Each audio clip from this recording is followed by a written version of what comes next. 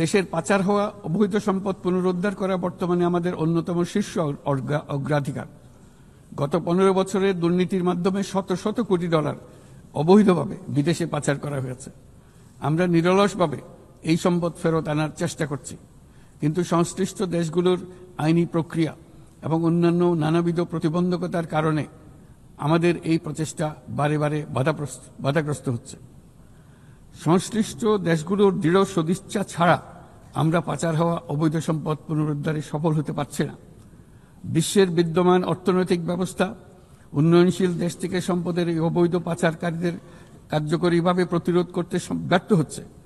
কোনো কোনো ক্ষেত্রে আন্তর্জাতিক আর্থিক প্রতিষ্ঠানগুলোর বিধিবিধানগুলো বিশ্বব্যাপী বিভিন্ন ট্যাক্স হ্যাভেনে বিপুল পরিমাণে অবৈধ অর্থ স্থানান্তরে উৎসাহিত করছে। তাই যেসব দেশ ও প্রতিষ্ঠান এই পাচারকৃত সম্পদ গচ্ছিত রাখবার সুযোগ দিচ্ছে, তাদের আমি আহ্বান জানাচ্ছি তারা যেন এই অপরাধের সঙ্গে শরিক না হয়।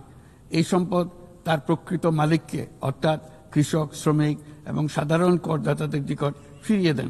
আমি উন্নয়নশীল দেশ হতে সম্পদ পাচার রোধে কঠোর আন্তর্জাতিক বিধিবিধান প্রণয়ন এবং এর প্রয়োগ নিশ্চিতের প্রস্তাব করছি।